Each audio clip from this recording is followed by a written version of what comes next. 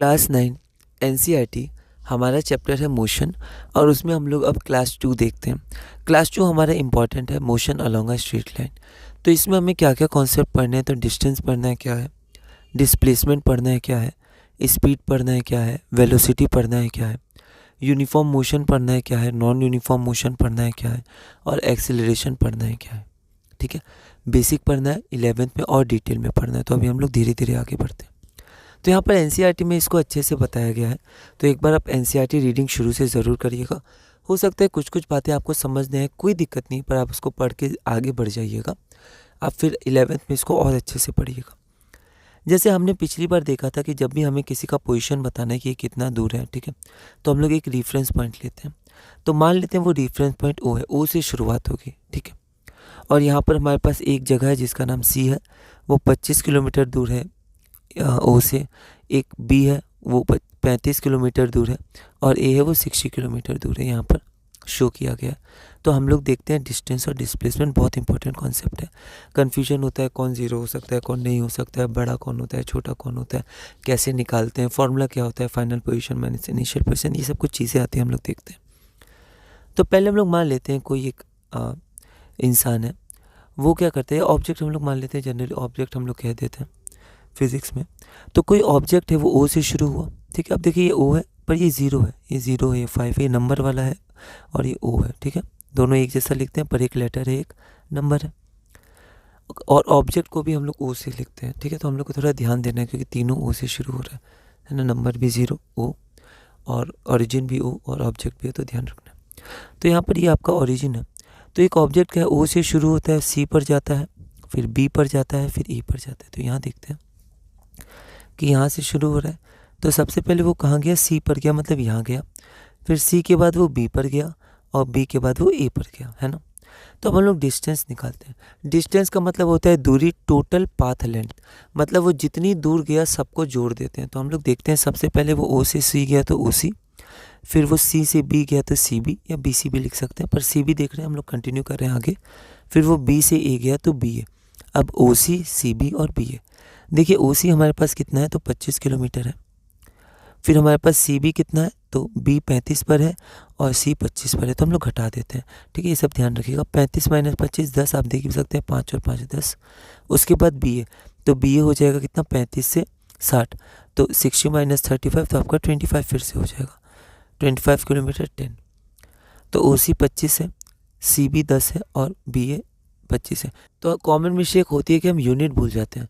तो यूनिट हमें ध्यान रखना है, यूनिट क्या है, किलोमीटर है कि सेकंड है कि आवर है कि मीटर है कि मीटर पर सेकंड है, मीटर पर सेकंड स्क्वायर है।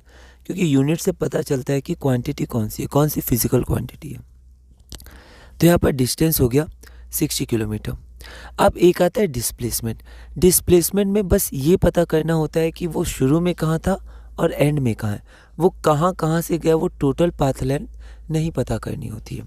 तो डिस्प्लेसमेंट का फॉर्मूला होता है final position minus initial position, वो शुरू में कहाँ पर था और एंड में कहाँ पर है। तो शुरू में वो कहाँ था, ओ पर था, यहाँ से वो शुरू किया था ऑब्जेक्ट, और सी से गया, बी से गया, ई से गया, डी से गया, उससे इसमें नहीं हम लोग यूज़ करते हैं। वो पहुँचा कहाँ पर एंड में, तो वो ए से। तो ओ और बी के ए पर, तो ओ और ए के बीच में एक स्ट्रेट लाइन बना देते हैं, और उससे हम लोग बस पता कर लेते हैं कि वहाँ का दूरी क्या है, ओ ए कितना है। तो वो फाइनल पोजीशन उसका ओ था, फाइनल पोजीशन ए था, इनिशियल पोजीशन क्या था, ओ था। तो हम लोग ओ से मेजर कर रहे हैं, तो फाइनल पोजीशन ए है, तो ओ ए माइनस इनिशियल पोजीशन तो ओ ही था, तो ओ, तो ओ ए बराबर 60 है, और इनिशियल ओ 0 है, तो 60 माइनस 0 60 किलोमीटर, ठीक है। तो यहाँ पर इनिशियल पोजीशन ओ था, फाइनल पोजीशन क्या है, ए है, तो ओ ए हमारा डिस्प्लेसमेंट हो जाएगा, सिर्फ ओ ए। लेकिन डिस्टेंस हो जाएगा O C plus C B plus B A. तो ओ ए बराबर कितना है, 60 किलोमीटर है। तो यहाँ पर हम लोग देख सकते हैं डिस्टेंस भी 60 है और डिस्प्लेसमेंट भी 60 है। तो इस केस में डिस्टेंस डिस्प्लेसमेंट सेम है। आगे बढ़ते हैं। अब हम लोग अगला देखते हैं कि अब क्या हुआ, वो ऑब्जेक्ट ओ से सी गया, सी से बी गया, बी से ए गया, ए से वापस बी गया। तो डिस्टेंस क्या है, टोटल पाथ लेंथ। तो वो ओ से सी गया, फिर सी से बी, फिर बी से ए गया, वापस ए से बी गया। तो O C plus C B plus B A plus A B. तो यहाँ पर 25 वैल्यूज़ हमें सही पुट करना है। कई बार वैल्यूज़ गलत हो जाए तो आंसर गलत हो जाता है। तो उसी आप देख सकते हैं 25 किलोमीटर है, तो 25 10 25 25 तो 85 किलोमीटर। पर डिस्प्लेसमेंट में सिर्फ फाइनल पोजीशन और इनिशियल पोजीशन। तो फाइनल पोजीशन क्या है, वो कहाँ आके रुका, बी पर आके रुका, तो बी फाइनल पोजीशन हो गया। इनिशियल पोजीशन ओ हो गया, तो बी की पोजीशन हो गई ओ बी, ओ से बी जाएंगे, और इनिशियल तो ओ ही था, तो ओ बी कितना है 35। तो अब आगे नहीं जाएंगे, वो बी पर रुक गया, तो सर बी की डिस्टेंस लेंगे। 35 माइनस इनिशियल 0 था, तो 35 किलोमीटर। तो डिस्प्लेसमेंट क्या आ गया 35, जो डिस्टेंस से कम है। तीसरा केस हम लोग देखते हैं। तीसरे केस में वो ओ से सी गया, सी से बी, बी से ए से बी, बी से सी और सी से ओ चला गया। ठीक है, तो यहाँ हम लोग देखते हैं कि वो सबसे पहले कहाँ गया, ओ से सी से बी से ए, फिर ए से बी से सी और सी से ओ, वापस ओ पर आ गया। तो टोटल पाथ लाइन डिस्टेंस होता है सब, वो जहाँ जहाँ गया है और फिर लौटा है, सबको हम लोग गिनते हैं। तो ओ से सी तो ओ सी से बी तो C B A B B C और सी ओ, सबको जोड़ेंगे तो 120 किलोमीटर। हम लोग ऐसा भी कह सकते हैं 60 किलोमीटर किया वापस आए तो 120 ही आएगा। रेडी। अब यहाँ पर डिस्प्लेसमेंट क्या होता है, final position minus initial position. तो देखिए फाइनली भी वो ओ पे आया और इनिशियली भी वो ओ से ही शुरू किया था, तो फाइनल पोजीशन भी हो इनिशियल पोजीशन भी हो।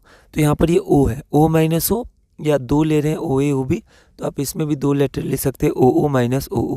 तो यहाँ पर भी हमने दो पोजीशन ले लिया, ओ ओ माइनस ओ, लेकिन वो आपका क्या होगा, ओ माइनस ओ बोले या 0 माइनस 0 बोले, वो 0 ही होगा। तो डिस्प्लेसमेंट 0 हो गई।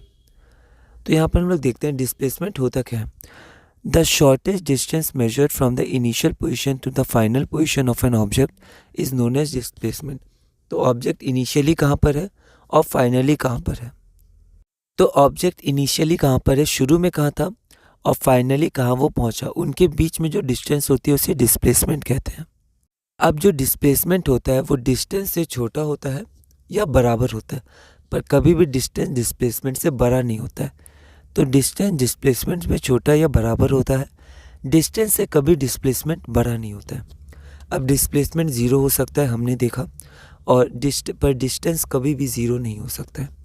जैसे हम लोग स्ट्रेट लाइन में देखेंगे, स्ट्रेट लाइन में ही जो डिस्प्लेसमेंट वो डिस्टेंस के बराबर हो सकता है, वरना हमेशा वो क्या होता है, डिस्प्लेसमेंट डिस्टेंस से छोटा ही होता है।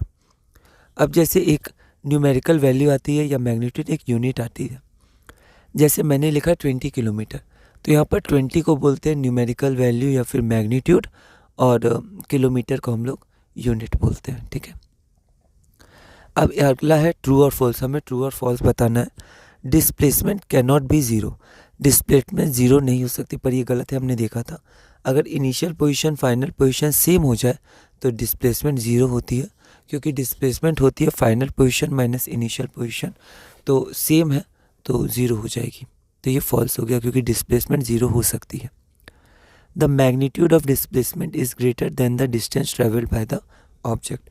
तो जो डिस्प्लेसमेंट का मैग्नीट्यूड होता है, हमने देखा मैग्नीट्यूड क्या होता है, जो वैल्यू होती है वो क्या होती है, ग्रेटर, मतलब बड़ी होती है डिस्टेंस से। ये भी गलत है, बराबर हो सकती है, छोटी हो सकती है, पर बड़ी नहीं हो सकती है, तो फॉल्स। तो ये एनसीईआरटी इन टेक्स्ट अनसॉल्व्ड क्वेश्चन था। तो इसी के साथ हमने ये क्लास पूरी की। अगली क्लास नंबर 3 में हम लोग यूनिफॉर्म और नॉन यूनिफॉर्म मोशन के बारे में देखेंगे। थोड़ा सा बहुत बेसिक कॉन्सेप्ट इसमें हम लोग देखेंगे, और फिर हम लोग न्यूमेरिकल्स देखेंगे, एवरेज स्पीड और स्पीड, जो बहुत इंपॉर्टेंट है, और इसी तरह धीरे धीरे आगे बढ़ेंगे।